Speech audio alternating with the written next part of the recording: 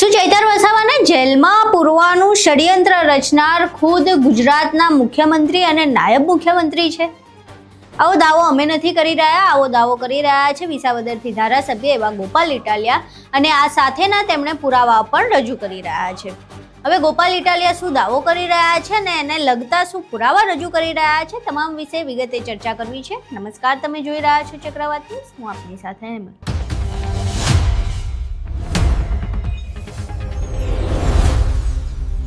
દેડિયાપાડાથી આમ આદમી પાર્ટીના ધારાસભ્ય એવા ચૈતર વસાવાને વનકર્મી પર હુમલો અને ફાયરિંગના કેસમાં સેશન્સ કોર્ટ દ્વારા 7 વર્ષની સજા ફટકારવામાં આવી છે.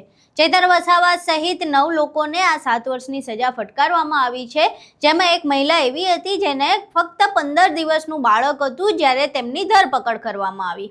હવે આ સમગ્ર મામલે સરકારી વકીલ જે હતા તેમની પ્રતિક્રિયા સામે આવી હતી અને તેમણે આ મામલે વાત કરી રહ્યા હતા.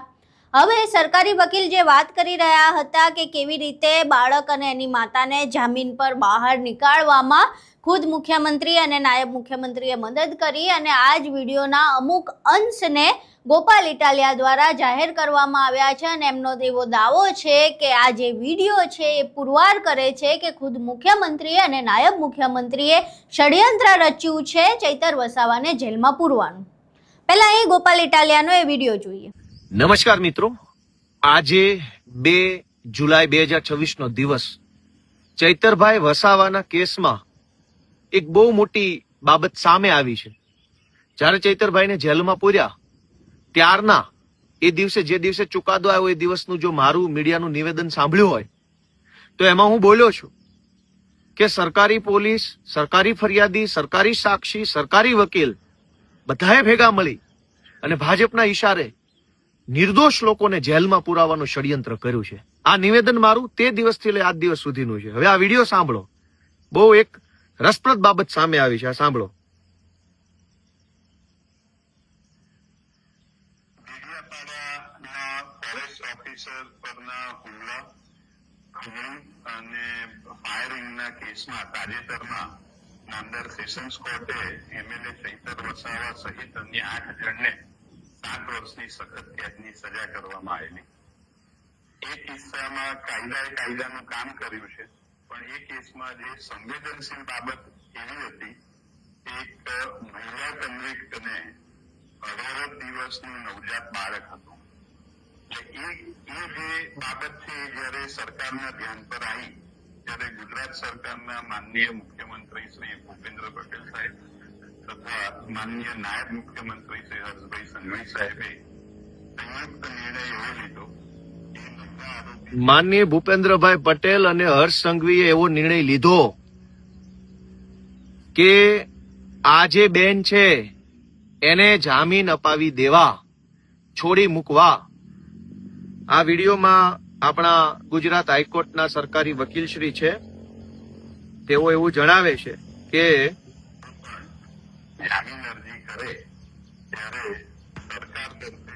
એટલે ગુજરાતની હાઈકોર્ટના માનનીય સરકારી વકીલ શ્રી એવું જણાવે છે કે ભૂપેન્દ્રભાઈ અને હર્ષ સંઘવીએ સીધી સૂચના હાઈકોર્ટના સરકારી વકીલ સાહેબ શ્રીને આપી અને વકીલ સાહેબ શ્રીએ હર્ષ સંઘવી અને મુખ્યમંત્રીની સૂચના પ્રમાણે કોર્ટમાં કામ કર્યું, જેના કારણે શકુંતલાબેનને જામીન મળી ગયા. હું આ જ વાત પહેલા દિવસથી કહું છું કે મુખ્યમંત્રી અને હર્ષ સંઘવી સરકારી વકીલોને પહેલા દિવસથી સૂચના જ ખાનગીમાં અને જાહેરમાં આપતા હશે. એટલે જ ડેડિયાપાડાની કોર્ટમાં નિર્દોષ માણસોને 7 વર્ષની સજા થઈ. આ સ્પષ્ટ રીતે સાંભળો, ફરીથી હું તમને સંભળાવું. સંવેદનશીલ બાબત એવી હતી, એક મહિલા કન્વિક્ટને 18 દિવસનું નવજાત બાળક હતું. એ જે બાબત છે જયારે સરકારના ધ્યાન પર આવી ગુજરાત સરકારના માનનીય મુખ્યમંત્રી શ્રી ભૂપેન્દ્ર પટેલ સાહેબ તથા માનનીય નાયબ મુખ્યમંત્રી શ્રી હર્ષભાઈ સંઘવી સાહેબે સંયુક્ત નિર્ણય લીધો. હર્ષ સંઘવી અને ભૂપેન્દ્ર પટેલે સંયુક્ત નિર્ણય લીધો કે ચૈતર વસાવાને ખોટા કેસમાં 7 વર્ષની સજા પાડી આદિવાસી સમાજને જાગૃત કરે છે એ કામ રોકવાનું છે.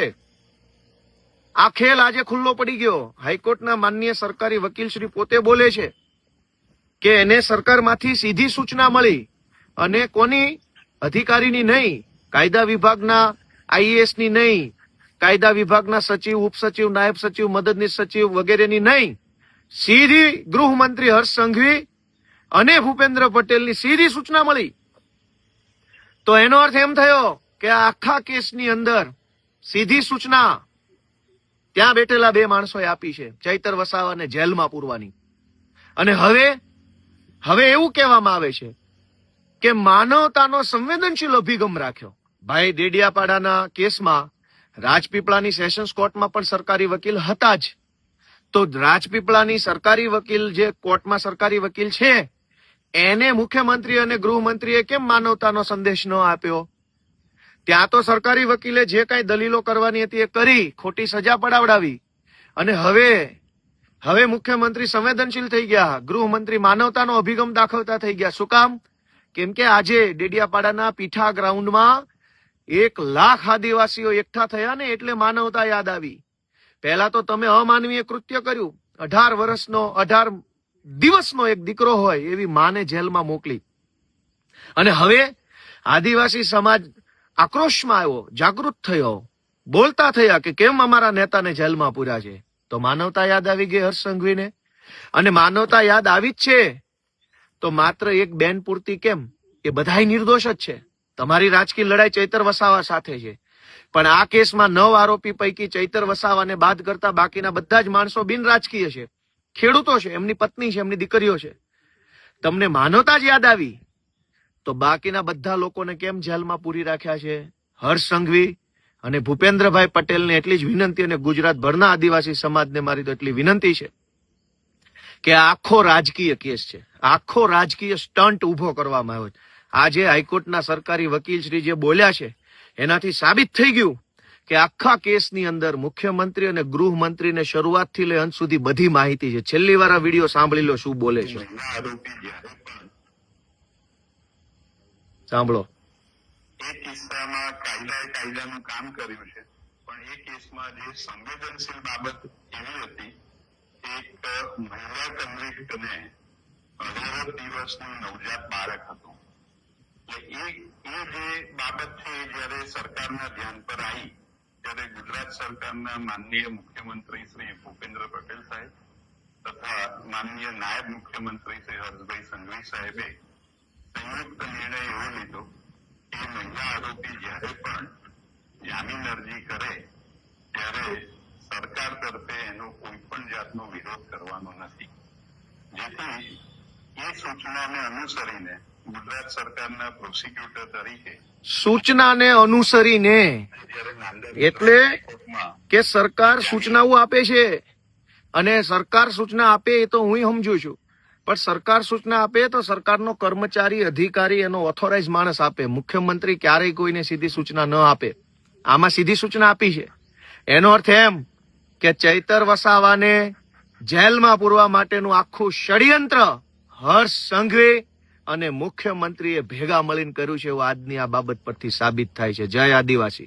અહીં તમે ગોપાલ ઇટાલિયાનો વિડીયો જોયો. હવે આ વિડીયોમાં ગોપાલ ઇટાલિયા એ આખો વિડીયો બતાવી રહ્યા છે ને સ્પષ્ટપણે તેના જે અમુક અંશો છે એની વાત કરી રહ્યા છે ને કહી રહ્યા છે કે કેવી રીતે મુખ્યમંત્રી અને નાયબ મુખ્યમંત્રી એટલે કે ભૂપેન્દ્ર પટેલ અને હર્ષ સંઘવી દ્વારા ચૈતર વસાવાને જેલમાં પૂરવાનું ષડયંત્ર રચવામાં આવ્યું છે. તેમનો સીધી રીતે દાવો છે કે મેં પહેલા દિવસથી જ કીધું છે, કારણ કે ફરિયાદી જે છે એ સરકારી છે, આરોપીઓના જે સાક્ષી છે એ સરકારી છે, એટલે બધું જ સરકારી ચાલી રહ્યું હતું, પુરાવા પણ સરકારી ચાલી રહ્યા હતા. એટલે ક્યાંક ને ક્યાંક આમાં સીધી જ સંડોવણી સરકારની છે અને હવે આ એનો પુરાવો છે.